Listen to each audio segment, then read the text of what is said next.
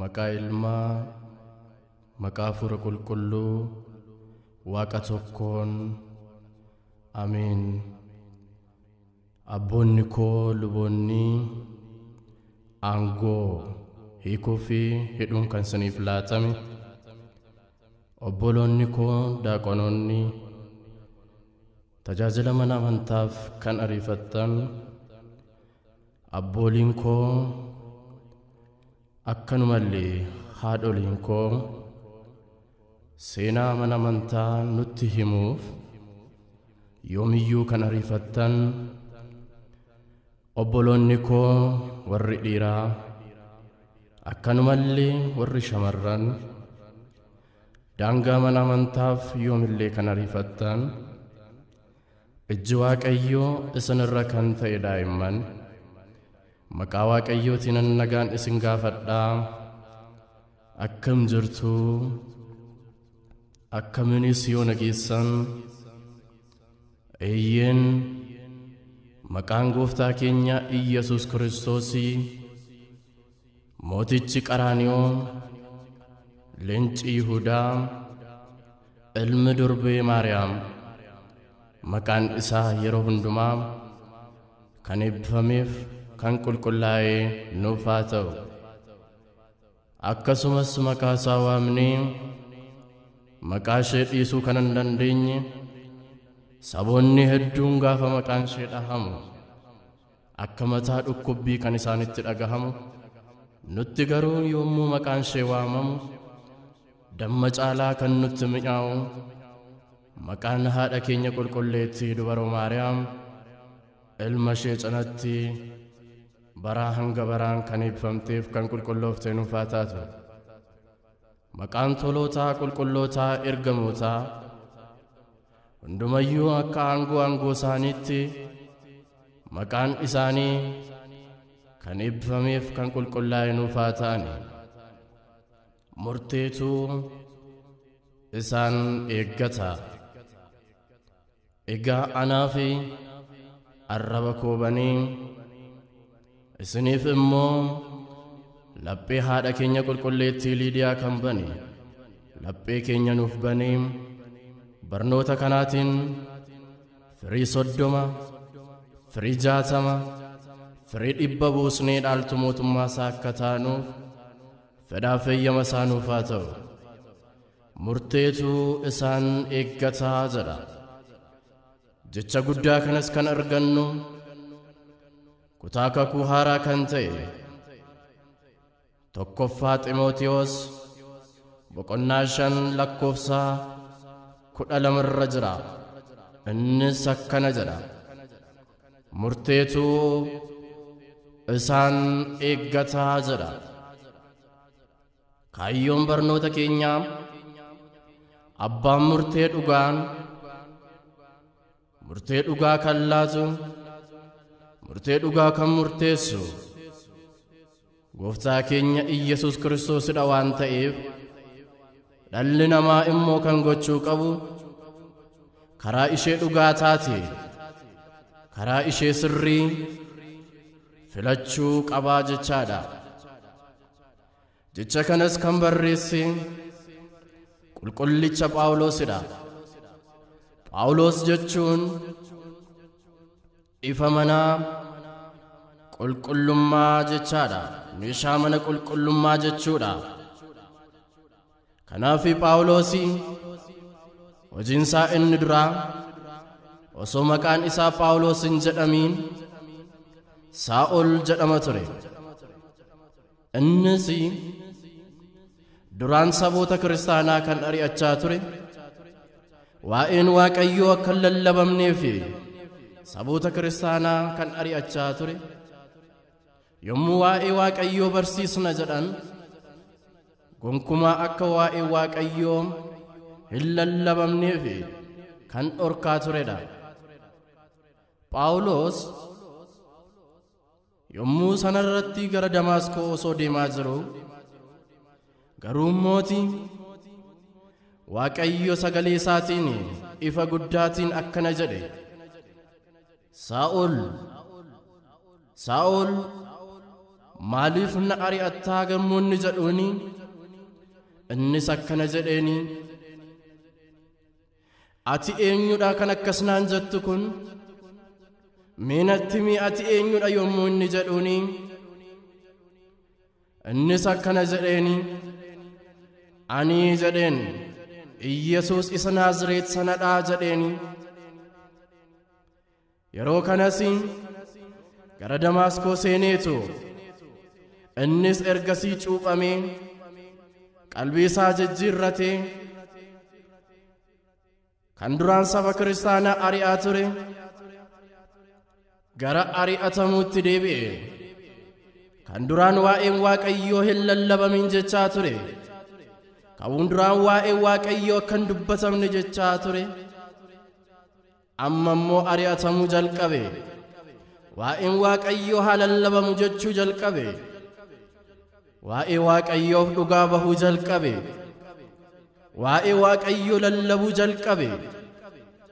Kanaaf Phaawulos hojii isaa isa duraarraatiin bifa kanaatiin gara Waaqayyootti deebi'ee wangeelota hedduu barreessuu danda'eera. Guyyaa tokkos hojii inni hojjete keessaatiin Yohaannisii fi Phexrosiitiin gara Anxookiyaa deemaatii aqaati barsiisaa jedhee isaaniitiin ergeen booda isaan yommuu isaan Anxookiyaa dhaqan ummanni Anxookiyaa kan inni waaqeffatu waaqa tolfamaadha. Kan isaan waaqeffatani waaqa harkeedha. Yommuu kanas ummanni Anxookiyaa Yohaannisii fi Phexrosiitiin isin maaliif dhuftaniittu jedhanii Yohaannis irraatii mataa isaa haadanii sanaan booddee immoo erga isa dabaddabaniin booda karaa irratti isa gataniiru. Phexrosii baay'ee erga dabaddabameen Phaawulos immoo gara biyya Anxookiyaa kana yommuu inni deemu akkana godheetu gara biyyichaa gale. Uffata warra waaqa harkee uffatee innis akkana jedhe, warroota seera Waaqayyoo hin beekne bukkeetti wallaalota taanee jedhe. Tokkoffaa Qorontos boqonnaa 9:21 irratti waa'ee warra Waaqayyoo warra hin beekneefi isaaniif jecha wallaalaa taane kan inni jedheefi sababa kanaafidha. Achi keessa seenus akkana jedheetu dubbate, ammaa jedheen biyya kana keessatti namoonni Iyesuus Kiristoosin lallabnaa jedhan jiru jedhanii isaaniitiin mee gara kootti fidaa, isaaniitiin anatti agarsiisaatiin hangaafadhaanii jedhe. Yeroo kanas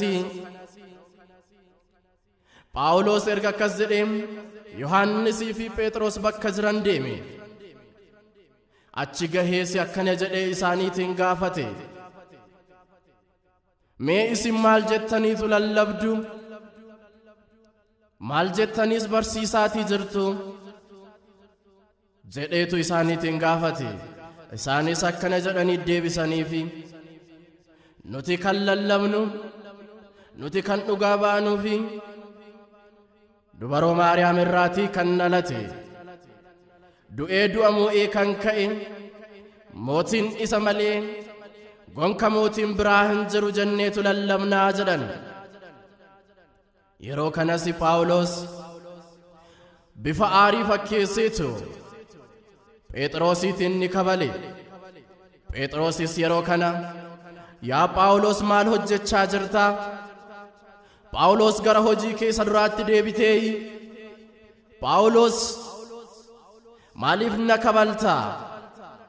Ati gara hojii keessa duraatti saboota kiristaanaa ari'achuu sanatti achitti deebitee yaa Phaawulos maaliif na kabaltaa jedheen. Yeroo kanas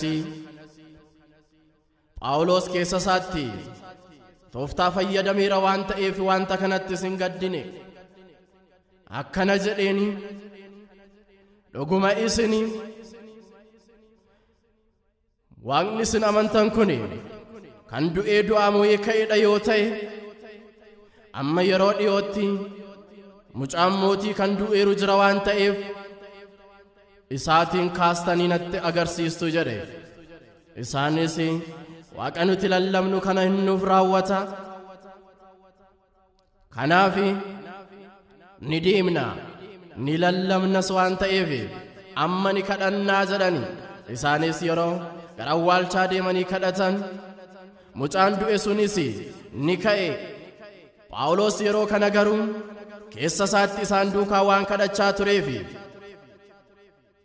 mucaan sun erga ka'een booda namoonni achi jiran eenyutu si kaasee jedhanii yommuu isaan gaafatan mucaan sunis bifa qulqulluu Phaawulos barbaade kan anaan na kaase kunoo isa kanadha jedhee qulqulluu Phaawulos itti agarsiise. Galanniif ulfinni maqaa isaaf haa ta'u.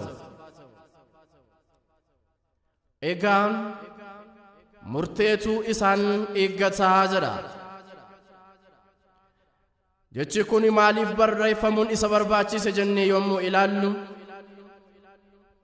biyya Efesoon keessatti barsiisonni sobaa waan baay'ataniif ilma isaa isa dhugaa ta'e ilma koo ilma amantaa ilma dhugaa jedheetu Phaawulos Ximootiyoosiitiin waameera dhugaa baheefira.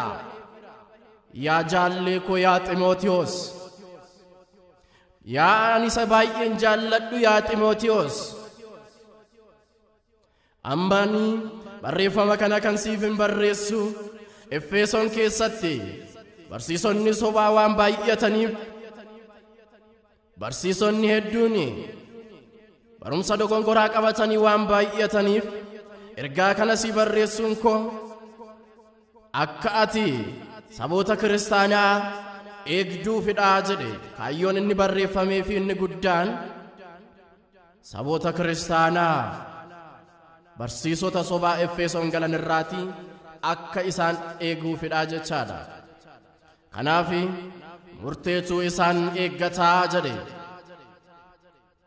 Egaa murtee jechuun maal jechuudha? Murtee jechuun hojii sababa hojii yakka ta'eef kan raawwatamu, sababa hojii yaraa raawwatameef murteen fudhatamu kun murtee jedhamaa jechaadha. Sababa hojii yakka ta'eef, sababa hojii sirriin taaneef, sababa hojii wanta yaraa raawwatameef kan raawwatamu murtee jedhameetu beekamaa jechaadha. Murteen bakka lamatti qoodama. Inni tokkoffaan murtee foonii kan jennudha. Murteen foonii kun murteessaan isaa namadha. Murtee foonii kanarratti namoonni hedduun yommuu biyya lafaarratti waa'ee foon isaaniif wal lolan, waa'ee fooniif jecha yommuu isaan walitti bu'an murteen kun kan laatamu isa miidhameef murteen sirriin ilaatamaa jechaadha. Biyya lafaarratti murteen murtaa'u murtee foonii jedhameetu beekama.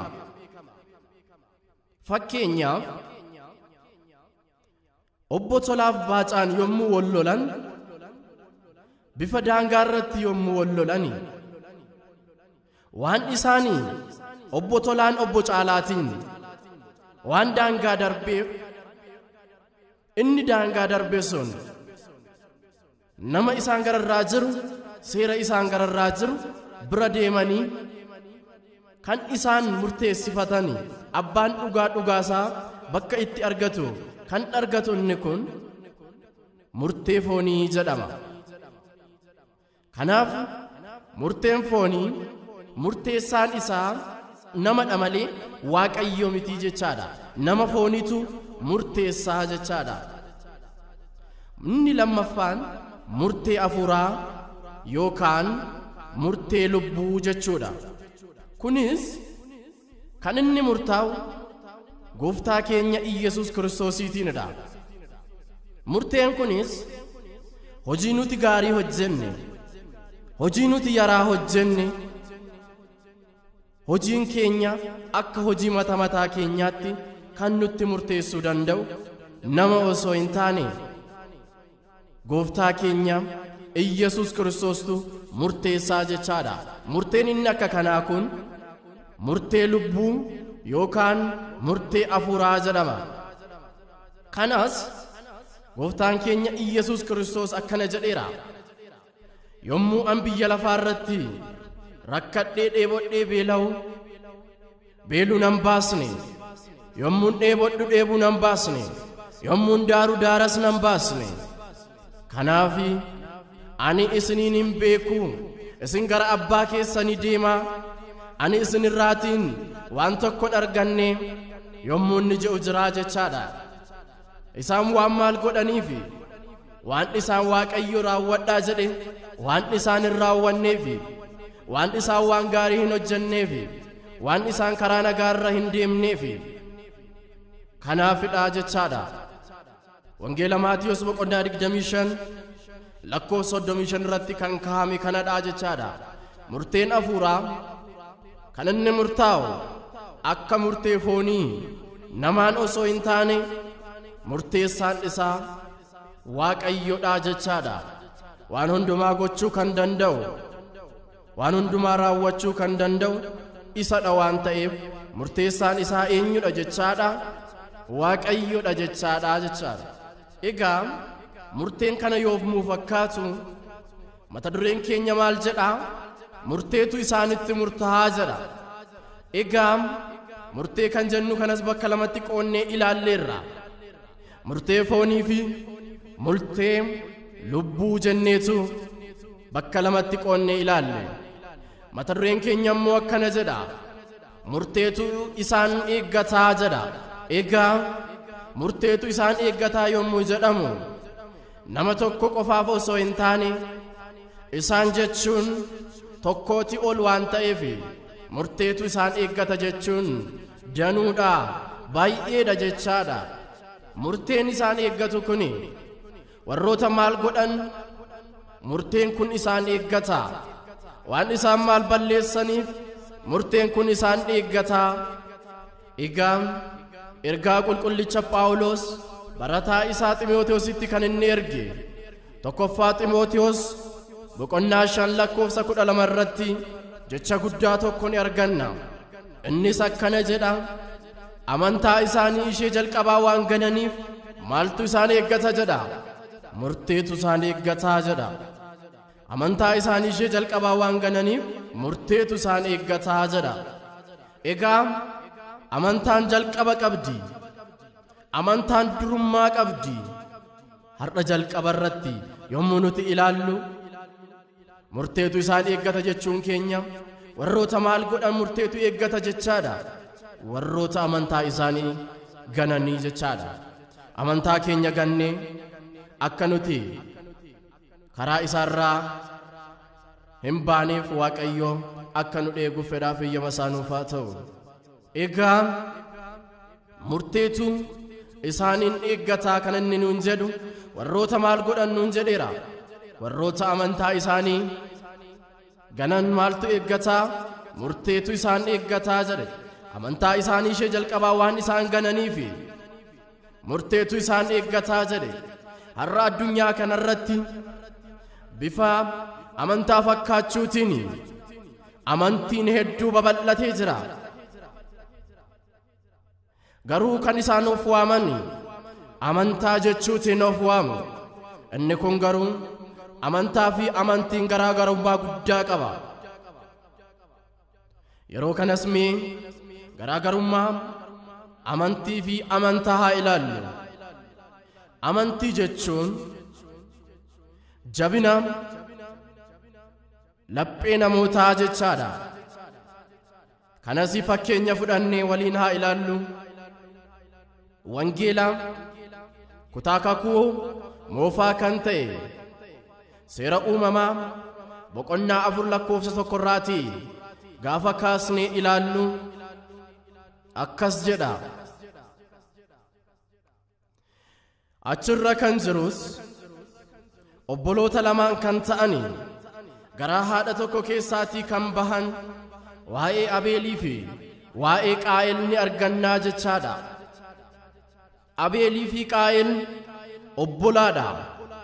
Egaa hojiin isaanii garuu garaagara. Abeelii amantiin isaa guddaa waan ta'eef, amantiin isaa cimaa waan ta'eef akkana jedhe. Hojiin isaa immoo Waaqayyoof kan isaaf laate hoolota eega waan ta'eef akkana godhee jedha. Hoolota qabu keessaatii kan baay'ee bifa namatti toltu, huqqattuu osoo hin taane, kan baay'ee bifa baddee osoo hin taane, kan bifa namatti toltu, kan baay'ee gaarii taate, hoolaa bareedaa, hoolaa bifa qabeessa, hoolaa cooma ta'e Waaqayyoofan aarsaa dhiyeessaa jedhe. Egaa asirratti kan nuti ilaallu amantiin Abeel qabu baay'ee cimaadha. Yeroo kanas jedha Abeel akkana godhe. Hoolota isaa keessaatii ilaalee laphee isaatti kan baay'ee itti gammadu, kan baay'ee furdoo taate, kan baay'ee gabbateeru, kan baay'ee coomeeru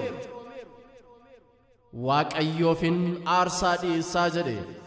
Kan naa laate Waaqayyoodha. Galanni isaaf haa ta'u. Inni anaaf waan hundumaa godheeraatii. Waaqayyoof kan barbaachisu, Waaqayyoos kan barbaadu hoolaa isa bayeessa malee ishee baay'ee huqqatte hin barbaadu. Anarra oolmaansaa guddaadha jedhe. Maaliif? Amantaan isaa guddaa waan ta'eef. Yeroo kanas Waaqayyoof aarsaa dhiyeessuuf hoolaa ishee baay'ee bifa bayeettii taate, hoolaa isa gabbataa sana fuudheetu Waaqayyoof aarsaa dhiyeessee jechaadha. Yeroo kanas yommuu inni Waaqayyoof aarsaa dhiyeessu, Waaqayyos aarsaa Abeel ni fudhate, bifa tolaatiinis gara Abeel ni ilaalee jedha. Galanni Waaqayyoof haa ta'u. Bifa tolaatiin, bifa namatti toluutiin, bifa baay'ee nama hawwatuutiin gara isaa ilaalee jedha.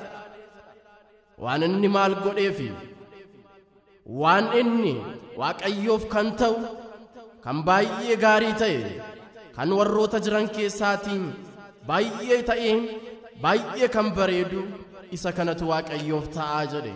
Dhuguma laphee akkasii akka nu laatuuf Waaqayyo fedhaaf eeyyama isaa nuuf haa ta'u. Egaa obboleessi isaa Qaayel immoo hojiin isaa qotee bulaadha waan ta'eef maasiirra facaaseetu irraatii ni galchata.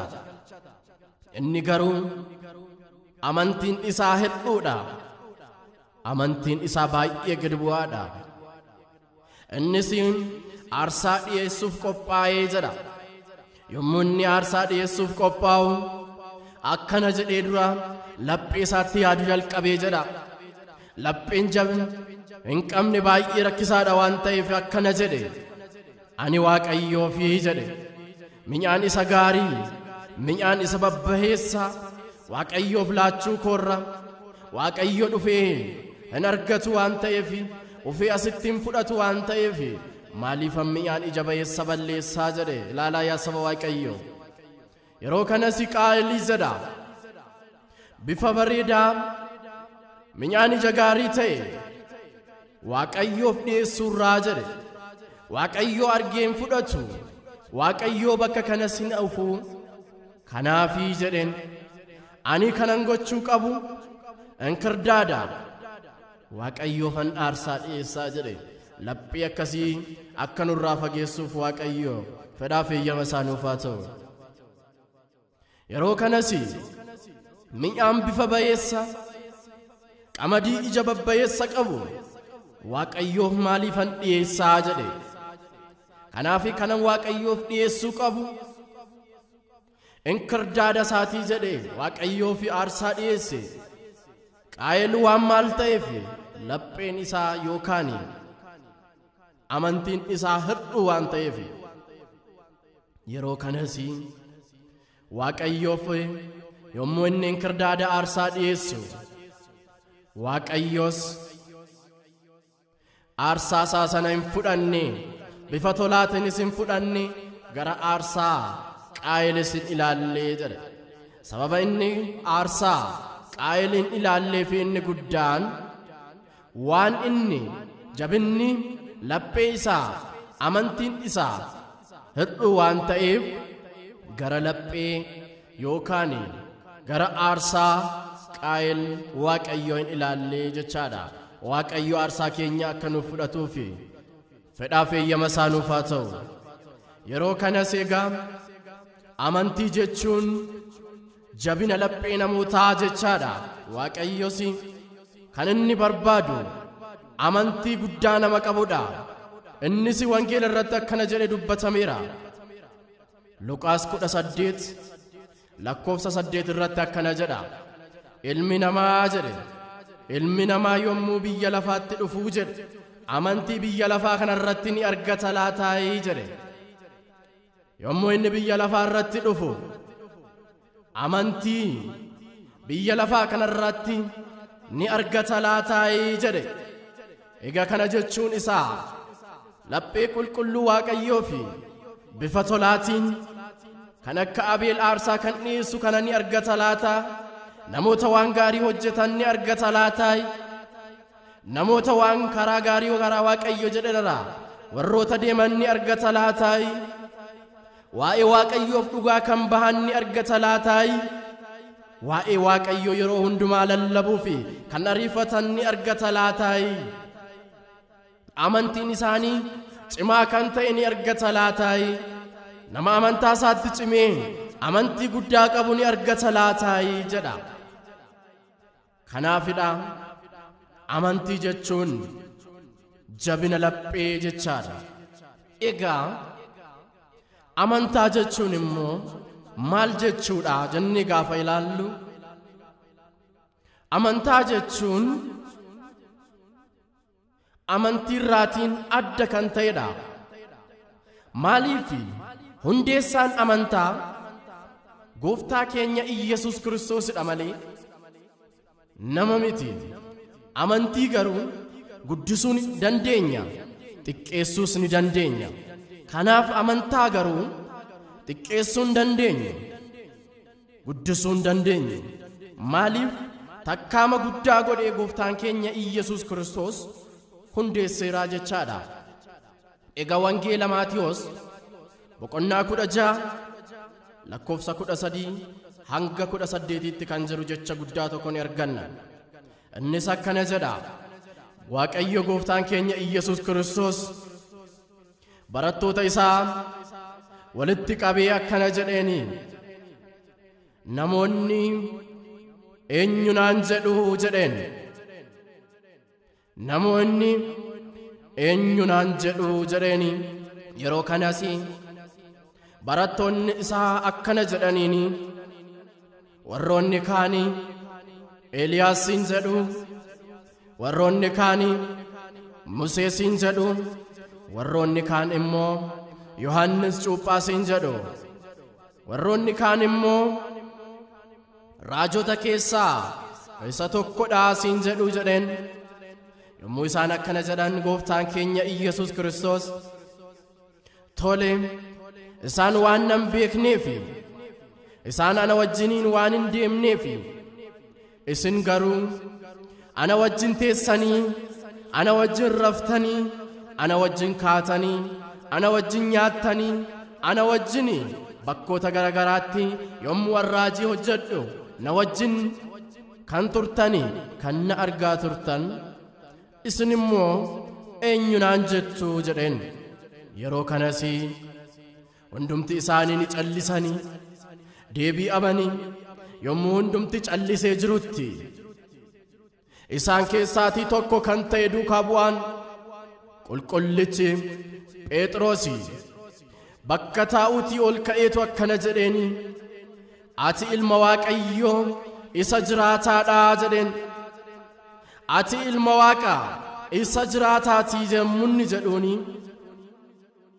Gooftaan keenya Iyesuus Kiristoos akkana jedheen, yaa Simi'oon, dhugumaa jedhe icciitii kana kan siif ibse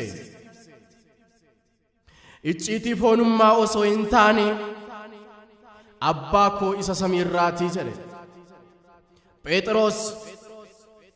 Phexros jechuun kattaa akkuma ta'e, Phexros jechuun kattaa yookaan dhagaa akkuma ta'e, anis immoo jedhe kattaa kanarrattan maal godha jedhe, kattaa kanarrattan mana qulqullummaa koon ijaaraa jedhe.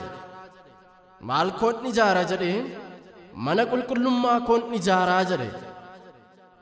Yeroo kanas erga akkas jedheen booda mana qulqullummaa kanas jedhe galmisii ol ishee diiguu hin danda'anii, aaboos irratti hin qabanii, ishee balleessuu hin danda'anii, ishee waan hundumaa dandeessi waan ta'eefi jedhe. Kanaaf har'a yommuu ilaaltanii amantaa keenyatti rakkina hedduutu baay'ata. Luboota hedduu yommuu ajjeesan, daaqonoota hedduu yommuu isaan ajjeesan, amantoota hedduu yommuu isaan ajjeesani, garuu mooti ishee balleessuu hin danda'ani. Maaliif? Gooftaan keenya Iyesuus Kiristoos akkana jedheeniira waan ta'eef. Galmoonni Si'oolii humna irratti hin qabane, ishee balleessuus hin danda'anii jedheeni. Kanaaf yommuu isaan kiristaana tokko ajjeesani, duubarraatiin immoo kiristaana meeqatu ka'a jechaadha? Kiristaana 11tu ka'a jechaadha. Humnoonni Si'ool maal gochuu hin danda'ani? Ishee balleessuu hin danda'ani. Isheen waan maaliin hundoofteef? Dhiiga Kiristoosiin waan isheen hundoofteef ishee balleessuu hin danda'ani. Qorumsi hedduu yoo isheetti baay'isanillee, ishee balleessuuf yoo amaanillee ishee balleessuu hin danda'ani. Maaliif yoo jettanii ilaaltani, baargamoon yommuu inni citu jalaatiin kan biqilu tokko osoo hin taane 11 oltu biqila. Kanaaf kiristaana tokko yommuu isaan ajjeesanii, kiristaana tokko yommuu isaan ari'atanii, duubaatiin kan dhufu immoo kiristaana 11 kan caalu, kiristaana 100 lakkaa'amu, kiristaana 1000 lakkaa'amutu duubaatiin ka'aa jechaadha. Yeroo kanas amantaa jechuun kan hundeessaan isaa Waaqayyoodha jechaadha. Innis erga hundeessee akkana jedheen booda maqaa ishee akkana jedhe, amantaa kiristaanaa jedheetu maqaa ishee moggaase. Amantaa maalii jedhee moggaase? Amantaa kiristaanaa jedhe. Kanaaf har'a addunyaa kanarratti maqaa hedduutiin nuti kiristaana, nuti amantoota kiristaanaati jedhanii yommuu isaan dubbatan hedduu ni dhageenya. Mee waa'ee amantaa keenya Ortodoks Tawaahidoo kan jedhamte kun eessaa dhuftee jennee haa ilaallu. Maaliif addunyaa kanarratti ani kiristaanadha kan ofiin jedhan hedduun isaanii jiru. Amantaa Gooftaa keenya Iyesuus Kiristoos hundeesse garuu maqaan isheen sirrii amantaa kiristaanaa jedhamti. Amantaan keenya Ortodoksii Tawaahidoon garuu kan isheen waamamtu maqaa baay'ee namatti tolu Ortodoksii Tawaahidoo jedhamti. Mee moggaasni maqaa kanaa akkamittiin dhufuu danda'e? Kan duraan moggaafame maqaa kiristaanaa jedhamudha. Har'a garuu akkamittiin gara maqaan ishee Ortodoksii Tawaahidoo jedhamutti jijjiirame kan jedhu waliin haa ilaallu. Yommuu kanas amantaan kiristaanummaa hanga jaarraa arfaffaatti hanga bara 325tti maqaama kiristaanaa jedhamuutiin deemaa ture. Amantaan biraas hin turre. Amantaan turte amantaa kiristaanaa qofaadha. Amantaa maal qofaan jedhee amantaa kiristaanaa qofaatu turte. Bara 325tti namichi Aariyoos jedhamu barumsa gaansaa isaa qabate amantaa kiristaana keessaatii akkana jedhe: Iyesuus Kiristoos uumamadhaa jedhe. Maal jedhe? Iyesuus Kiristoos uumamadhaa jedhe. Yeroo kanas abboonni amantaa 318 addunyaa kanarraatii walitti qabamanii Iskindiroosii fi Atinaatiyoosiitiin kan durfaman walga'iin Niiqiyaa irratti qopheessani. Egaan asirratti Aariyoosis ni dhiyaatee jedha. Innis barumsa gaansa isaa qabatee akkana jedhe, afaan sodan qabneetiin akkana jedhee dubbate: Iyesuus Kiristoos uumamadha malee uumaa mitii jedhee dubbate. Yeroo kanas isaan immoo akkana jedhanii, abboonni qulqulluun addunyaarraa wal gahan kun akkana jedhanii deebisaniifi: Iyesuus Kiristoos uumaadha. Inni uumaa uumamtootaadha malee akka ati jette Aariyoos uumama mitii jedhanii. Inni jedhan Iyesuus Kiristoos ilmii jedhaniin abbaaf hafuura qulqulluu waliin tokkodhaa jedhan. Maalidha jedhan? Abbaa fi hafuura qulqulluu duukaa inni maalidha jedhani? Ilmi tokkodhaa jedhan. Wangeela Yohaannis boqonnaa 10 lakkoofsa 30 irratti akkana jedha: Aniif abbaan koo maalidha jedhe? Aniif abbaan koo tokkodha jedhe. Meeqadha jedhe? Tokkodha jedhe. Kana jechuun aangootiin tokko, addunyaa kana bituutiin tokko, addunyaa kana dabarsuutiin tokko, waan hunduma raawwachuutiin tokko. Kanaaf yaa Aariyoos, barumsa ati barsiistu kun barumsa dogongoraati. Barumsa kiristaana duukaa hin deemnedha. Amantaan kiristaanaa barumsa kana hin beektu. Kanaaf yaa Aariyoos, barumsa kee kanarraati deebii jedhani. Innis waan inni dideefi abboonni amantaa 318 kun walga'ii Niiqiyaa irratti Aariyoosiitiin keessaa fu'ani. Waan inni hin deebi'u jedheefi erga keessaatii fu'anii booda maqaa ishees akkana jedhanii moggaasaniifi: amantaan isheen duraa, amantaan isheen sirrii, isheen Waaqayyo duukaa bu'oota isaaf laate, amantaan dhugaa, amantaan sirrii. Maqaan ishee har'aan booda maalidha jedhaniin? Ortodoksii jedhanii moggaasani. Egaa asirratti amantaa haaraa hundeessan osoo hin taane amantaa duraanii duukaa bu'ootaaf laatamte, amantaa duraanii qulqullootaaf laatamte sana maqaan ishee amantaa kiristaanaa kan turte maal godhanii? Ortodoksii jedhani. Maal jedhanan jedhe? Ortodoksii jedhani. Isaan garuu kan isaan raawwatani amantaa haaraa hundeessan osoo hin taane qannoonaan ishee duraadha. Qannoonaan ishee duraa sanatti isa gooftaan keenya Iyesuus Kiristoos wangeela Maatiyos boqonnaa 16 lakkoofsa 13 irraatii kaasee kan jiru sana, isa yeroo sana hundaa'e sana, ishuma sana maqaa ishee Ortodoksiitti jijjiirani. Maaliif jijjiiruun isaan barbaachise? Waan maal ta'eef jijjiiruun barbaachise gaafa jettanii ilaaltan, waanni Aariyoos ilmi uumamadhaa, yommuu inni jedhu isaan garuu ilmi uumama osoo hin taane inni uumaa uumamtootaati jedhanii dhugaa bahaniif jijjiiruun kan barbaachiseef immoo hordoftoonni Aariyoos hedduun isaanii turaniiru. Isaanis akkanadha: maqaan keenya amantaan keenya amantaa kiristaanaati jedhu. Yeroo kanas abboonni amantaa waan isaan amantaan keenya amantaa kiristaanaa waan isaan jedhaniif isaan immoo gubaa'ee Niiqiyaa irratti amantaan isheen sirrii ortodoksiidha jedhaniitu moggaasanii jechaadha. Ortodoksii jechuun amantaa sirrii jechaadha. Maal jechaadhan jedheen amantaa sirrii jechaadha.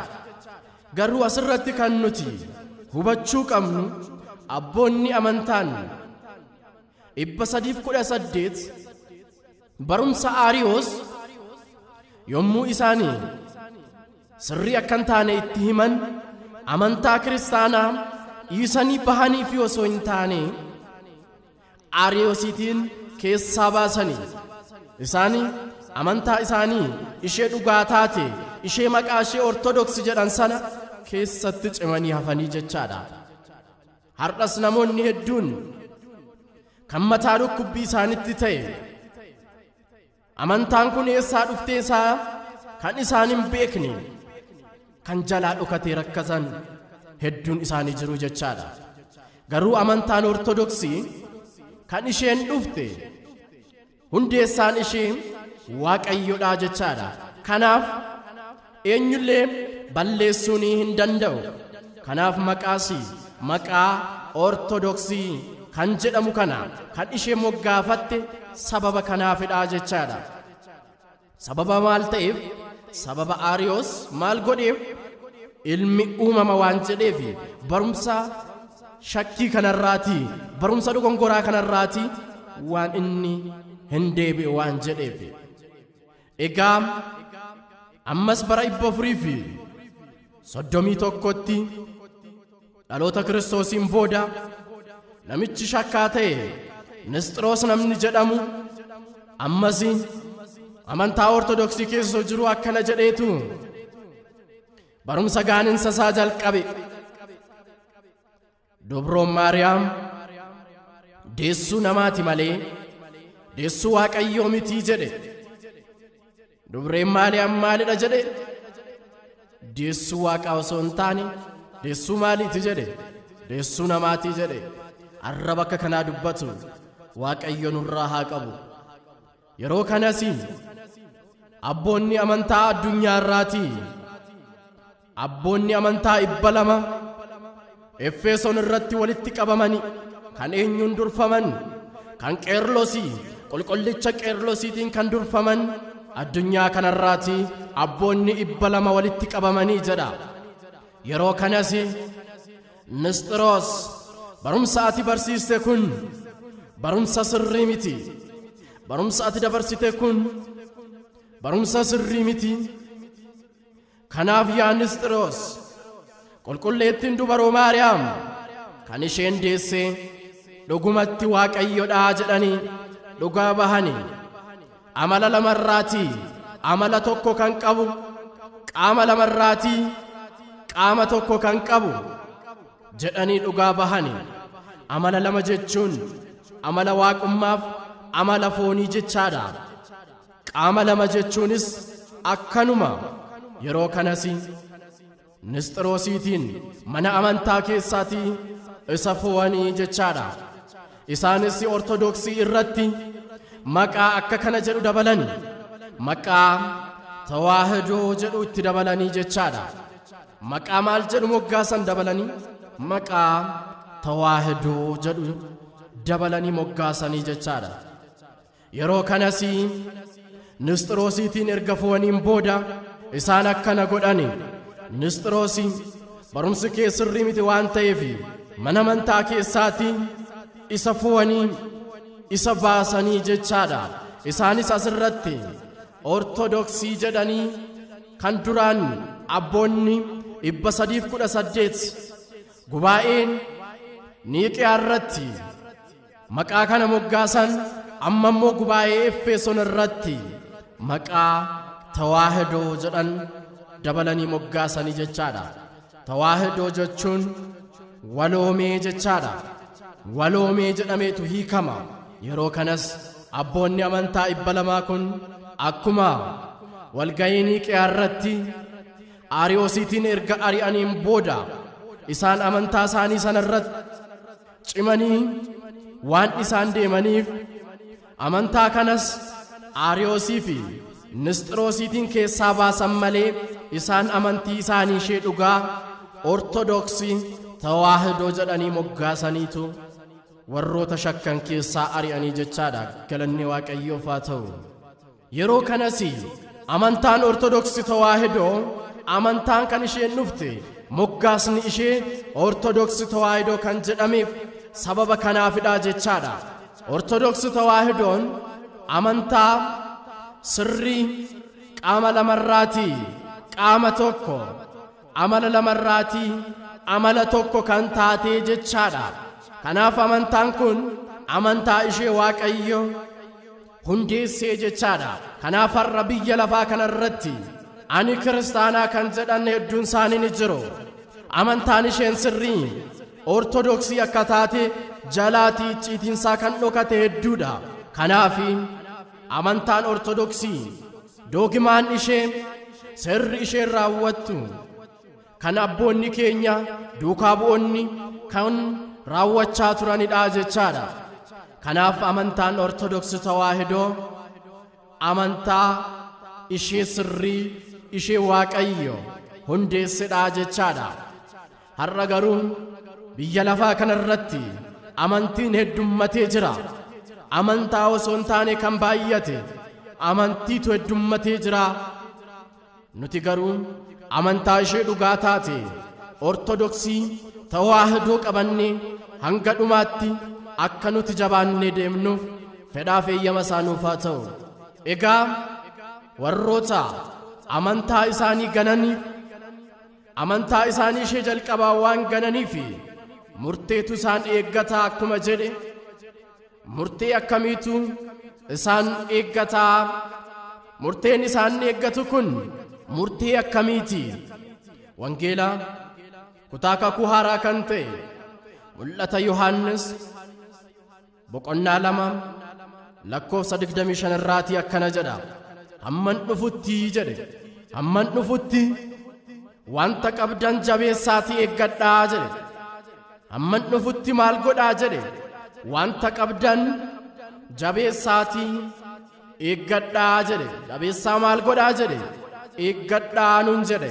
Kan nuti qabnu kan gooftaan keenya Iyesuus Kiristoos hunduma keenyaaf laate amantaa ishee dhugaa ishee inni hundeesse galmoonni si ol diiguu kan hin dandeenye namoonni hedduun wanta garagaraa olola garagaraa yommuu itti odeessan kan isheen baduu hin dandeenye qorumsa hedduu yommuu ishee irra geessisan kan isheen baduu hin dandeenye amantaa dhugaa taate har'a maqaan isheen duraan yommuu Waaqayyo gooftaan keenya Iyesuus Kiristoos hundeesse maqaa kiristaanaa kan qabdu har'a garuu sababa shakkitoonni baay'ataniif maqaan ishee Ortodoksii tawaahidoo kan taate amantaa Waaqayyo hundeesse amantaa sirrii Ortodoksii tawaahidoo qabnaa jechaadha. Kanaaf maal godhaa nuun jedhe, hanga an dhufutti maal hin godhinaa jedhe, laaffisaa jedhee hin jenne. Maal jedhe, hanga dhufutti maal godhaa eegaa, wanta qabdan sana jabeessaatii eegaa jedhe. Kanaaf nuti maal qabna jechaadha, amantaa ishee dhugaa amantaa ishee sirrii taate Ortodoksii tawaahidoo qabnaa jechaadha. Egaa amantaa kana keessaa hin jabaanneen dhaabbannu taanaan amantaa kana ni jijjiirra taanaan hanarra biyya lafaa irratti kottuu amantaa kana hordofii jedhu isaan garuu amantaa osoo hin taane amantiidha.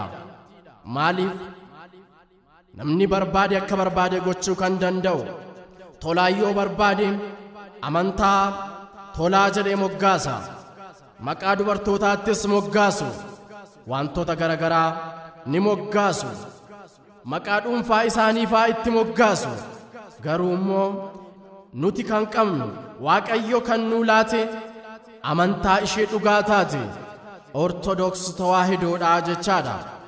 Mul'atuma Yohaannis boqonnaa 2 lakkoofsa 4 kaasnee hanga 6tti yoo dubbisnu amantaa kana keessan turru taanaan karaa Waaqayyo jedhe kanarra hin deemnu taanaan kan Waaqayyo nuuf laate kana hin fudhannu taanaan akkana nuun jedha jaalala isa dur qabda turte sana dhiisteetta ammas maalirraa akka kufte yaadadhu maal godhi yaadadhu nuun jedhe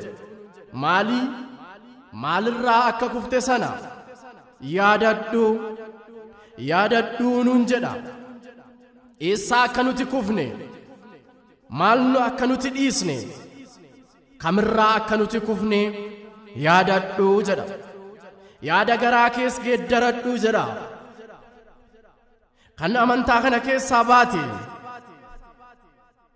kan Waaqayyo siif laate dhiiste yaada kee geeddaradhu bakka duraa keetti deebi'ii nuun jedha hojii dura hojjechaa turte sanas hojjedhu nuun jedha hojii nuti hojjechaa turre hojii Waaqayyo jaallatu hojii waan gaarii ta'e hojii ija Waaqayyo duratti babbareedaa ta'e hojjechaa turre amantaa ishee dhugaa qabna turre amantaa kanaaf baay'ee dhama'aa turre amma garuu gaafa warri keessaa dhiisanii bahan inni sirrii miti gaafa jedhan amantaa sanatu sirrii miti osoo hin taane namicha keessaa ba'ee deeme sanatu sirrii miti hojii duraan hojjechaa turte sana maal godhi jedhe hojjedhu jedhe kanan gootu taanaan garuu jedha jecha nama sodaachisu jecha akeekkachiisa namatti laatu kanan gootu taanaan garuu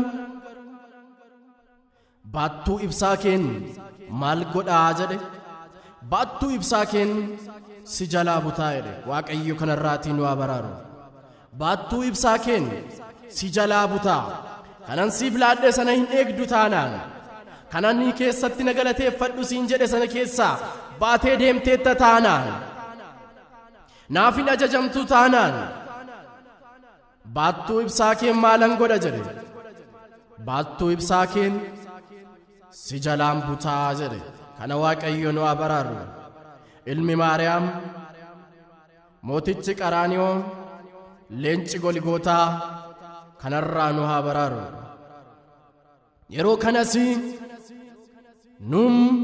yoo nuti amantaa kana keessaa dhaabbannee dhugumatti Waaqayyoon hin kadhannu ta'e wanta dhugaa yoo nuti raawwannu ta'e amantaa ishee sirrii kana qabannee yoo nuti hin deemnu ta'e murteen eenyurraa nu eeggata jechaadha Waaqayyoorraa nu eeggata jechaadha raajii Ermiyaas boqonnaa 1 lakkoofsa 16 akkas jedha sabni koo ana dhiisanii Waaqayyoolii biraa fi ixaana aarsanii jedha sabni koo maal godhanii jedhe ana dhiisanii Waaqayyoolii biraa fi ixaana aarsanii jedha wanta harka isaaniitiin hojjetan hundaafis maal godhanii jedha ni sagadanii jedha Waaqa harkeef sagadanii jedha anaaf isa sagadamuu qabu Waaqa harkaan hojjetatan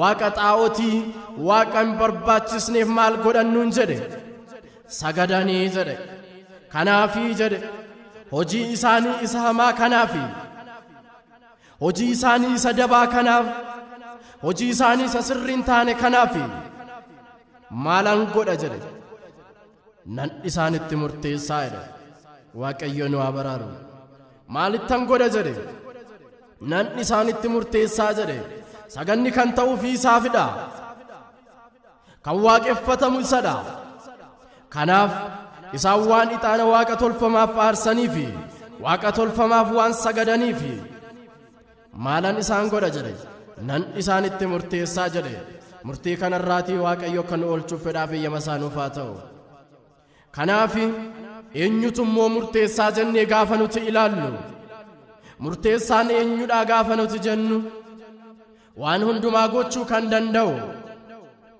waan hundumaa gaggeessuu kan danda'u abbaan murtee dhugaa murtee sirrii kan murteessu gooftaa keenya Iyesuus Kiristoosidha. Inni akka nama biyya lafaarraati abbaan namni fira qabu firasaaf kan loogu inni qabeenya qabu qabeenya isaa abdatee kan yeroo hundumaa boonu nuti garuu abbaan murtee dhugaa abbaan murtee sirrii waan hundumaa gochuu kan danda'u Iyesuus Kiristoosidha jechuudha. Kanaaf kan murteessu Waaqayyodha jechaadha. Kanaaf murteetu isaan eeggataa nuun jedhe. Waan isaan maal godhanii murteen isaan eeggata? Waan isaan amantaa isaanii ishee jalqabaa, waan isaan amantaa isaanii ishee sirrii, waan isaan gananiif maaltu eeggata jedhe? Murteetu isaan eeggataa jedhe. Murtee kana jalaa akka nu dhoolchuuf fedhaaf eeyyama isaa nuuf haa ta'u. Murteetu isaan eeggataa, waan isaan amantaa isaanii ishee jalqabaa gananiifi murteen isaanitti murteessa jedhe. Innis sabni koo waan anaan dhiiseefi Waaqa biraaf waan sagadeefi ixaana Waaqa biraaf waan inni dhiyeesseef ani immoo hojii isaanii isa hamaa kanattan nan isaanitti murteessaa jedhe. Maalan isaanitti godha jedhe? Nan isaanitti murteessaa jedhe. Kanaaf murteessaan Waaqayyodha jechaadha. Kan nu barsiise Waaqayyo abboola keenyaaf galanni isaaf haa ta'u. Jalqabanii turanii adda kutanii walitti qabamanii turanii faffacaan ergaa jedhu diinaarraatii Waaqayyo nu haa baraaru. Duraanis yommuu walitti qabamnu baay'ee bareennu ammas umurii keenya kanarratti guyyaa har'aa nuuf dabalee yeroo kanaan kan nu ga'e galanniif ulfinni isaaf haa ta'u. Umurii keenya irratti yeroo qabnu keessatti qalbii jijjiirrannee foonii fi dhiiga isaa sorannee dhaaltuu mootummaa isaa akka taanuuf fedhaaf eeyyama isaa nuuf haa ta'u. Galanni Waaqayyoof.